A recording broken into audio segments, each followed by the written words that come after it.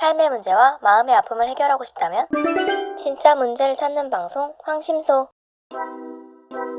무엇이 문제인지 모른다면 어떤 답도 정답이 될 수 없습니다. 진짜 문제를 찾는 방송 황상민의 심리상담소. 이태원 참사에서 보이는 사람들의 마음을 읽어주세요 할 때 사람들이 바로 각자 자기가 어떤 마음으로 가지고 어떤 믿음으로 가지고 사는가에 대해서만 정확히 알고 있으면 이 이태원 참사는 그렇게까지 국민 애도 기간 뭐 이런까지 만들 일이 결코 아니에요. 그런데 이 자기가 어떤 마음으로 살고 있는지 또 자기가 왜 사는지 무엇을 위해 사는지를 모르는 사람들한테는 이 이태원 참사가 어이구 구경거리 있고 재미난 곳에 갔다가 내가 순간적으로 억울하게 죽을 수 있겠구나. 이게 내가 사는 게 아니고 죽는 게 이렇게 허무할 수 있단 말인가. 이러면서 내하고 아무 관계가 없어도 그냥 분향소에 가가지고 꽃을 하나 주면서 나의 삶의 혼란스러움과 안타까움을 이 죽음을 통해 가지고 조금 위로를 하거나 위로를 받는다는 그런 느낌까지도 얻고 싶어하는 행동들이 일어나게 되는 게 지금 이태원 참사에서 우리가 확인하게 되는 많은 사람들의 마음이라는 거예요. 자, 그래서 참 길거리에 저기 인사동 입구에 아침에 지나가면서 보니까 분향소가 있는데 그 이태원 거기도 아니고 이 종로에 있는 인사동 입구에 곳곳에 했다고 하더라고요. 그러니까요. 곳곳에 그거를 분향소를 설치할 일인가? 국가 재난인가? 이 용산구 이태원동 골목에서 일어난 이 재난을 국가 재난으로 만드는 사람들의 마음은 무엇인가? 이 느낌이 확 드는 거예요. 이게 문화적인 차이인가? 미국이 뉴욕에서 20몇 년 전에 9/11 그 테러 행위가 일어나서 수천 명이 진짜 몰살하다시피 죽었어요. 그래서 미국 전역에 국가 애도의 날로 정하고 또 그거에 대해서 많은 사람들이 애도를 표하는 걸 생각한다면 이태원 골목에서 일어난 이 어처구니 없는 압사 사건에 대해서 국가 애도 기간을 설정하고 그 돌아가신 분들의 넋을 위로하는 것이 필요한 일이겠죠? 왜? 무엇 때문에? 이런 질문 던지는 것이 지금 대한민국에서 살아가는 사람이 이 충격이나 이 안타까운 마음을 어느 정도 가라앉히면서 제정신을 가지고 살아갈 수 있는데 그렇지 않고 갑자기 할로윈 파티, 할로윈 뭐 그 분위기에 좀 즐겨보겠다고 나선 젊은이들이 압사해가지고 한두 명도 아니고 수백 명이 죽더라. 이 말은 그냥 길거리 지나가다가 하늘에서 벽돌 하나 떨어져가지고 끽 하고 죽는 일이 언제든지 일어날 수 있는 이 나라에 내가 살고 있다 라는 걸 느끼게 되고 이런 나라에 내가 사는데 이게 진짜 제대로 된 나라가 라는 질문이 나오면 이 나라를 이 관리하고 통치하고 지도한다는 지도자는 대체 뭐라고 이야기할 것인가 라는 문제를 안고 있다. 그렇게까지 연결을 시키면 아니 저분이 또 이태원 참사를 세월호 사건으로 지금 만드시려고 하는 분인가 이런 식의 또 공격이 날아올 수도 있어요. 그래서 사실 이 사연을 다뤄야 될 것인가 고민했지만 그래도 WPI 초급과정 워크숍 마음을 읽어주고 자신의 삶의 문제를 해결해 줄 수 있는 심리 상담가로서의 첫걸음을 가는 그 과정을 WPI 초급과정 워크샵이라고 이야기하는데, 사실은 WPI 초급과정 워크샵은 굳이 심리 상담가가 될 생각이 없더라도 내가 어떤 마음으로 이 혼란스럽고 이 힘든 세상, 특히 대한민국에서 살아가야 할 것인가, 내 마음이 무엇이며 내 마음이 어떻게 표현되고 있고 내 주위에 있는 사람들은 도대체 어떤 마음으로 살고 있는가를 조금 더 잘 이해할 수 있는, 내 마음을 스스로 살펴볼 수 있는 첫걸음으로 WPI 초급과정 워크샵에 참여할 의미가 있다. 그 정도는 생각해 볼 수 있다는 거죠. 자, 그렇다면 대체 어떤 안타까운 사연이 왔길래 제가 이런 서두부터 길게 깔고 이야기하는지. 자, 우리 사연 AI 읽어주세요. 안녕하세요, 박사님. 155명이 사망한 이태원 참사가 있었습니다. 할로윈 데이로 이태원역 1번 출구 앞 해밀턴 호텔 옆에 좁은 오르막 골목길이 있습니다. 그곳에서 사람이 올라가지도 내려가지도 못할 정도로 뒤엉켜 있었고, 길 위에서부터 사람이 넘어져 엉켜 있던 사람들이 도미노처럼 밀려 넘어지게 되었죠. 수백 명의 사람들이 좁은 공간에서 깔리게 되면서 압사자로 수많은 사망자가 나왔답니다. 이 사건의 원인으로 뉴스는 1. 비가 내리고 쓰레기 때문에 지면이 미끄러워 사람들이 넘어지기 쉬웠다. 2. 유명 BJ가 나타나 그 골목에 사람들이 평소보다 더 몰렸다. 라고 언급을 했네요.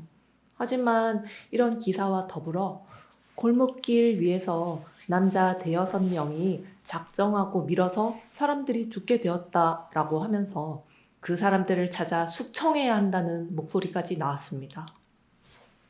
뭐 하나 속 시원한 것 없이 답답하기만 합니다. 사고 당일 이태원에 10만 명 넘는 인파가 몰릴 것으로 예상하고서도 경찰이 소수의 인력만 배치한 것이 아니냐는 말이 나왔습니다.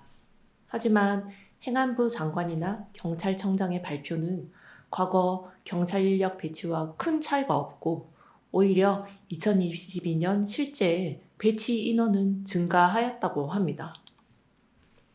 그런데 왜 이번에는 인원은 많이 투입되었음에도 이런 기본적인 일조차 하지 않은 걸까요? 인원은 많이 투입됐지만 다들 일하는 척만 할 게 아닐까?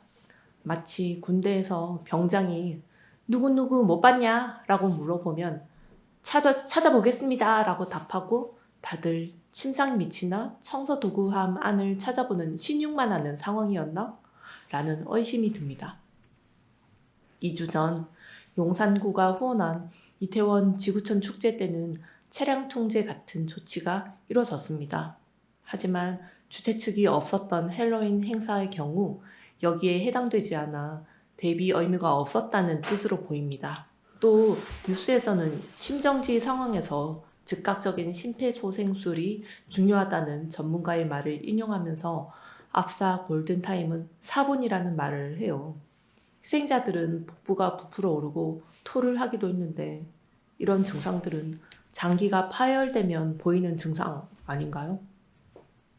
장기가 파열되고 압박 때문에 숨을 들이쉬지 못해서 질식하는 사람들에게는 CPR보다 인공호흡이 더 맞는 방법 같은데요. 왜 CPR이 계속 언급되고 있을까요? 더 놀랍게도 지금 CPR 효과까지 향후 비슷한 재난을 대비하여 실시한다고 합니다. CPR 효과가 아니라 CPR 교육까지 향후 비슷한 재난을 대비하여 실시한다고 합니다. 자, 지금 이 사연까지 쭉 읽어봤는데 이 사연이 대체 지금 뭘 이야기하는 걸까요?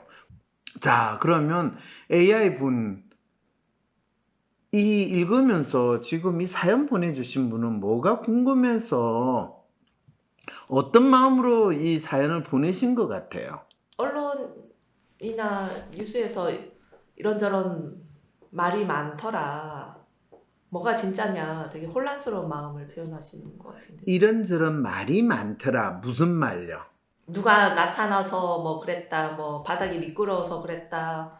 그 말은 언론이 이야기하는, 언론에서 언급되는 사건의 이유, 원인 또는 그 상황에 대한 이야기들이 상당히 다양하게 이래저래 언급이 되고 있다. 그런데 그거를 알려줬을 때 또 그거에 대해서 실제로 언론에서는 지금 이태원 참사에 대해서 뭐 그 상황이 넘어질 수밖에 없는 상황이었다. 비가 내리고 쓰레기 때문에 지면이 미끄러져서 사람들이 넘어지기 쉬웠다. 그렇죠. 비가 오고 지면이 미끄러우면 지나가다가 당연히 경사진데 지나가면 넘어질 수도 있죠. 그죠? 그런데 죽진 않잖아요. 죽지 않을 뿐만 아니라 압사당하는 일이 없어요. 넘어지면 죽을 수도 있어요. 그 내진탕으로 죽는 것도 있어요. 본인이 안 넘어져 봤어 그러는데 넘어져서 죽은 사람도 있어요. 근데 압사는 안 당해요. 혼자 그냥 골목길을 지나가면.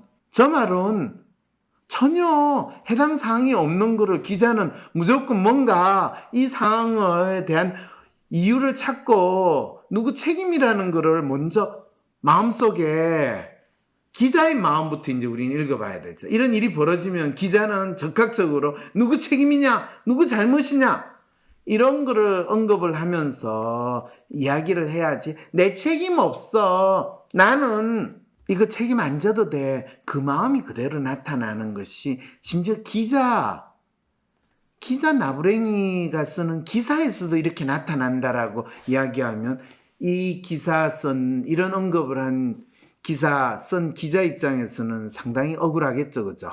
자, 그리고 유명 BJ가 나타나서 그 골목에 사람들이 평소보다 더 몰렸다.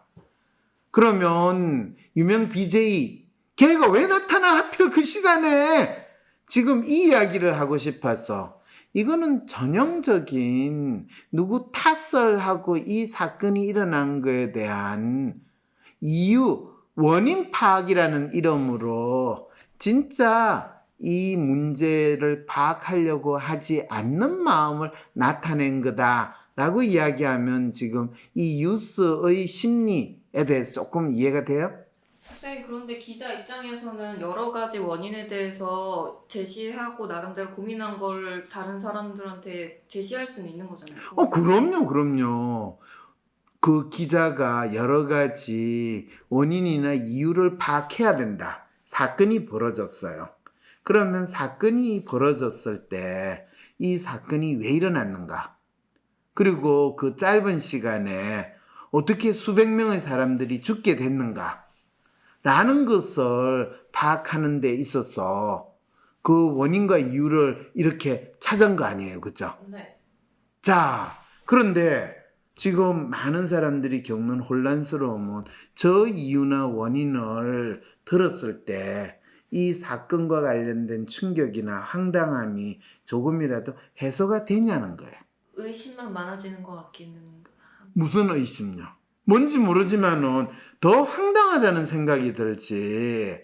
그 짧은 순간에 그 골목에서 수백 명이 죽은 거에 대해서 어떤 설명이나 도움이 되지 않는다는 거예요. 그런데 너무나 재미있게도 어떤 사건이나 문제가 발생했을 때 원인이나 이유를 파악해야 된다라는 그 당위적인, 마치 우리가 아침에 눈을 뜨면 발딱 일어나야 된다든지 부모님께 효도해야 된다든지 아니면 학생은 공부를 열심히 해야 된다든지 그런 것처럼 마치 사건이 발생하면 그 사건의 원인과 이유를 파악해야 된다라는 이 무작정 당위적인 생각을 적용을 해서 기자는 기사를 썼다라는 생각은 안 드시나요? 그런 생각이 들긴 하는데요. 그거 말고는 사실 어떻게 해야 될지 잘 모르겠어요. 기자가 기사를 어떻게 써야 될 거는 지가 입사해가지고 교육을 제대로 받든지 그러면 이런 사건이 벌어졌을 때 기자는 어떤 사건 기사를 써야 될까요? 어떻게 써야 될까요? 아니, 사건이 정체가 무엇인지 사건 정체가 무엇인지, 정확하게 어떻게 해서 일어나게 된 건지 원인을 따지자는 게 아니라 네, 정확한 상황을 보도를 해야 되나요? 정확한 상황을 보도한다. 자, 다 필요하겠죠. 그럴 때 어떤 일이 어디에서 무슨 일이 벌어졌는가? 우리가 육하원칙이라고 이야기하죠. 지금 이 기사, 이런 기사에서 육하원칙, 언제 어디서, 보통 육하원칙이 뭐죠? 누가 언제 어디서 무엇을 왜 그렇죠. 어떻게? 자, 그럴 때 누가 언제 어디서 무엇을 어떻게 왜라고 이야기했을 때 어떻게 왜는 왜 맨 마지막에 오는지 알아요? 사건 보도는 누가 언제 어디서 무엇을 하는 게 보도가 된 다음에 그것이 정확히 파악이 된 다음에 원인이나 이유에 대해서 보도를 해주는 게 보도의 기본이에요. 잘 모를 때는 일단 무슨 일이 벌어졌는가 상황에 대해서만 정확히 알려주는 게 보도의 기본 준칙인데, 지금 이 이태원 사고를 보도하는 데 있어 155명이 죽었다는 거는 화요일 아침이 됐어야 최종 죽은 사람이, 물론 또 내일 아침에 또 증가할 수도 있어요. 이 기사들은, 지금 여기에 사연에 온 기사들은 다 월요일까지 심지어는 일요일 밤까지 나왔던 기사들이고 이 내용이에요. 그 말은 원인이나 이유를 알기 전에 무슨 일이 벌어졌는 것만 알려주면 된다는 거예요.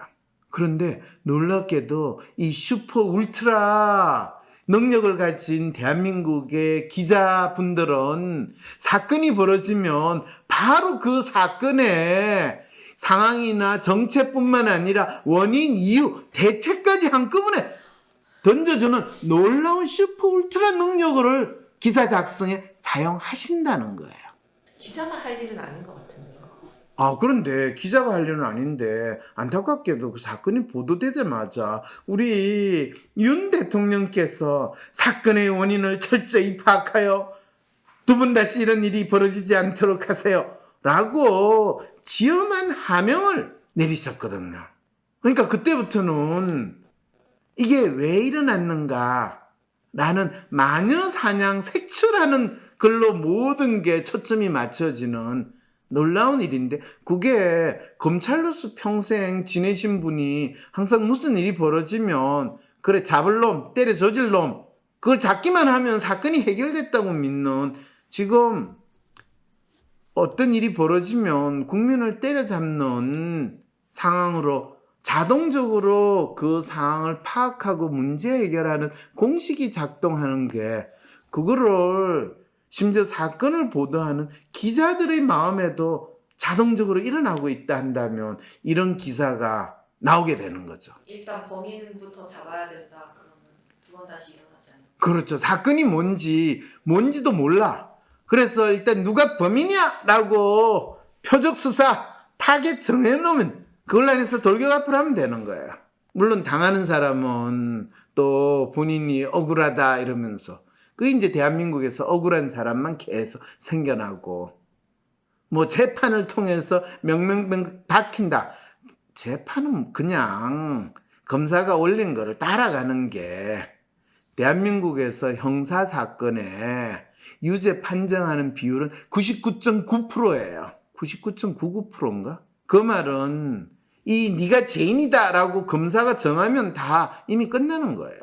그래서 이재명 이 민주당 대표가 이미 검찰이 작정하고 조사 들어가고 기소하겠다라고 하는 순간 이미 끝났다라고 많은 사람들이 믿게 되는 것도, 대한민국에서 형사사건으로 기소가 되면 99.99% 유죄가 나오게 돼 있고, 사법부는 그냥 그 중에서 크게 문제가 안 되면 요렇게도 하고 저렇게도 하고, 그게 벌써 국민의힘 이 비대위원장 할 때도 똑같은 판사도 똑같은 상황에서 한 달 전에는 이게 말이 안 된다고 그러고, 한 달 지나면 똑같은 상황에 해. 똑같은 일을 괜찮다고 그러고. 이런 게 너무나 자연스럽게 일어나는 게 사법부에서 재판하는 일인데, 이게 대한민국이 지금 어떻게 보면 우리가 살아가는 이 사회에서 무슨 일이 벌어졌을 때 일어나는 거다라는 걸 알고 이 뉴스를 보면 이 사연을 보내준 분이 참 왜 속 시원한 거 없이 답답한 거에 대해서 조금은 이해가 될 수 있는 거죠. 황심소 구독, 좋아요. 내가 원하는 대로 이루어지지 않아 답답하고 괴로울 때 어떻게 할 수 있을까요?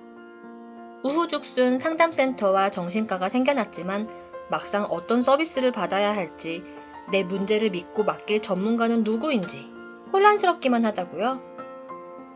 위로나 공감을 넘어 개인의 마음을 정확히 읽어주고 삶을 변화시킬 전략도 같이 찾아주는 전문가, 전문 서비스에 대해 알 필요가 있지 않을까요? 이런 상황이라면 차라리 내가 직접 나의 마음을 알아보면서 나의 삶의 문제나 마음의 아픔을 해결할 수 있는 길을 찾고 싶진 않을까요? 나의 문제도 파악하여 해결하고 또 다른 사람의 삶도 변화시키는 데 도움을 줄 수 있다면 현재 나의 삶을 변화시킬 수 있는 새로운 계기가 될 수 있지 않을까요?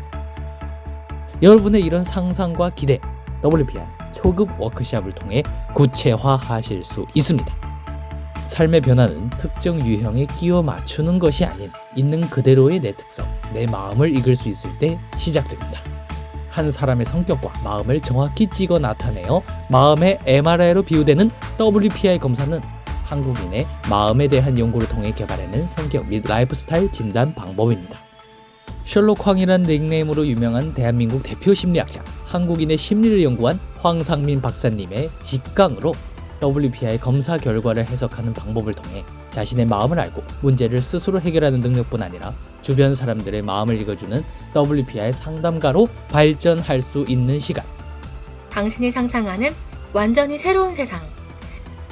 이제 WPI 초급과정 워크숍에 참여함으로써 여러분의 삶을 바꿀 수 있는 새로운 기회를 찾을 수 있습니다.